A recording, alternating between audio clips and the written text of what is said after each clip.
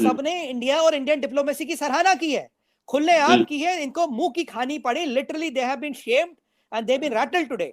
अपना लाया हुआ प्रस्ताव खुद चाइना वापस कर रहा है कि बहुत से ममालिक ने जो है कुछ तो बराह रास्त भारत का नाम लेकर कहा है कि इसको परमानेंट मेंबर होना चाहिए। जय हिंद दोस्तों। भारत के द्वारा चीन को जो झटका दिया गया उसे चीन भूल नहीं पाएगा। यूएन में भारत के हर एक प्रस्ताव पर रोड़े अटकाने वाले चीन को भारत ने आज उसी की भाषा में जवाब दिया है।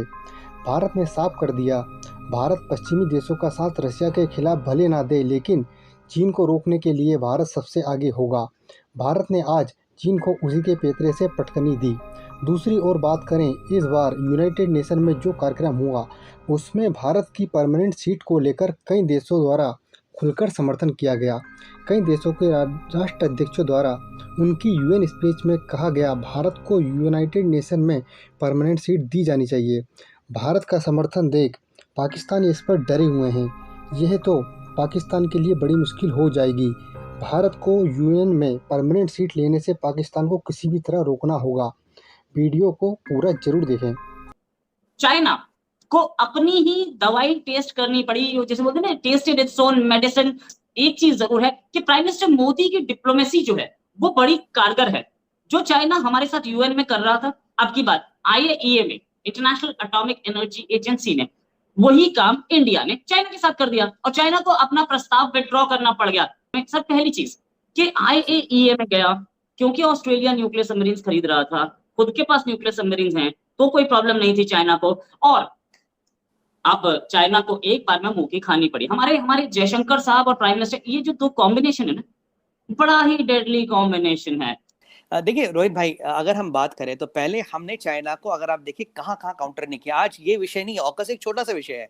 हमने चाइना को पहले टेक्नोलॉजी में काउंटर किया, ऐप बैन लगा के। हमने चाइना की जो अमेरिका में जो लिस्टिंग होती थी इनकी पोक्सा एक्ट के अंदर, POCOAB एक्ट के अंदर, वो लिस्टिंग के डोनाल्ड ट्रंप सामने बंद करे। इंडिया का वहां भी रोल था, वहां भी हाथ था, ठीक है जी। फिर हमने फिर क्वाड बनाया, वहां फंसे ये। फिर हमने इनके वैक्सीन की डिप्लोमेसी को रोका, वहां रोका हमने। अब मुझे बताइए, दुनिया में 7-8 बड़े फोरम है, 8 के 8 फोरमों में हम हैं, जो बाइडेन नहीं है, आपका पुतिन नहीं है और आपका जिनपिंग नहीं है। सबके सब फोरम में हमें लिटरली हम सब फोरम डोमिनेट कर रहे हैं। दुनिया के वर्ल्ड ऑर्डर को हम सेट कर रहे हैं, तो हमने उनको हर जगह SCO में, G20 में, BSC बना के हमने ब्रिक्स को काउंटर किया। कहा हमने चाइना को मुंह की नहीं खिलाई। अब देखिए, जब क्वाड बना था तो ऑकस बना था, ऑस्ट्रेलिया को बेसिकली 8 न्यूक्लियर सबमरीनें लेनी थी। चाइना के पास काफी न्यूक्लियर सबमरीन है, ये मानने की बात है, कोई इसमें डाउट है नहीं। अब वो कितनी इफेक्टिव है क्या, उस पर कभी फिर जाएंगे, अभी उसकी टेक्निकलिटीज में जाने का समय नहीं है, पर एक दिन जरूर जाएंगे इसमें भी। तो अब रोहित भाई हुआ क्या कि अब जैसे हमने वहां किया, तो आज इन्होंने इंटरनेशनल एटॉमिक कमीशन में भाई ये लिया है, भाई ये न्यूक्लियर पावर्ड है, न्यूक्लियर मटेरियल यहाँ से वहां जाएगा, ये होगा वो होगा।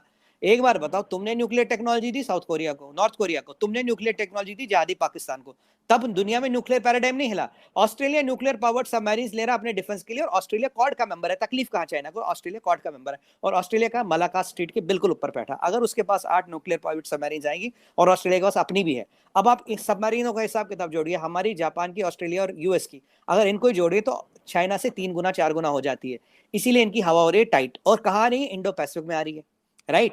तो इसीलिए इन्होंने ये सारा नाटक किया। आज हुआ क्या, हमने, डॉक्टर जयशंकर ने ऐसी गुगली मारी, ऐसा पैंतरा फेरा कि इंटरनेशनल एटॉमिक कमीशन में इनको अपना जो प्रस्ताव लाया था वो विड्रॉ करना पड़ा। दुनिया में कोई देश इनको समर्थन देने को तैयार नहीं है, और सबने इंडिया और इंडियन डिप्लोमेसी की सराहना की है, खुलेआम की है। इनको मुंह की खानी पड़ी, literally they have been shamed and they been rattled today. अपना लाया हुआ प्रस्ताव खुद चाइना वापस कर रहा है। हम सब जानते हैं कि भारत की बड़े अरसे से कोशिश है कि किसी तरीके से उसे यूनाइटेड नेशन सिक्योरिटी काउंसिल की परमानेंट मेंबरशिप मिल जाए। भारत अपनी मेंबरशिप के हवाले से ये आर्गूमेंट देता है कि हम 1.4 बिलियन हैं, हमारी अब जो इकॉनमी है वो बिगेस्ट इकॉनमी है दुनिया की, और हम एक राइजिंग पावर हैं। तो ये किस तरह मुमकिन है कि UN सिक्योरिटी काउंसिल जो है वो दुनिया भर के फैसले करे और उसमें भारत शामिल ना हो। तो उनका ख्याल यही है कि भारत को बाकी जर्मनी, जापान और ब्राज़ील तो चले हैं ही हैं, लेकिन भारत का ये नुक्ता नज़र है कि उसको परमानेंट मेंबर, और फिर न्यूक्लियर पावर भी है तो परमानेंट मेंबर बनना चाहिए। लेकिन ये बात दुरुस्त है कि भारत की आबादी को सामने रखते हुए और भारत का जो है उसकी इकॉनमी को सामने रखते हुए तो ये उसको अगर हम यूएन सिक्योरिटी काउंसिल को रिप्रेजेंटेटिव बनाना चाहते हैं तो भारत का मुतालबा एक लिहाज से दुरुस्त है कि उसको मेंबर होना चाहिए। भारत चूँकि एक बड़ा मुल्क है आबादी के लिहाज से, और अब जिस तरह मैंने कहा इकनॉमिकली भी राइज कर रहा है, न्यूक्लियर पावर भी है, तो उसका क्लेम तो बनता है। लेकिन और इस वजह से उसके क्लेम को बड़ी तक़वियत मिली होगी इस साल, क्योंकि बहुत से ममालिक ने जो है कुछ तो बराह रास्त भारत का नाम लेकर कहा है कि इसको परमानेंट मेंबर होना चाहिए, और कुछ लोगों ने जनरली बात की, ऐसा सऊदी अरब ने जनरली बात की कि इस यूएन सिक्योरिटी काउंसिल की जो परमानेंट मेंबरशिप है उसको एक्सपैंड या इंक्रीज़ करना चाहिए।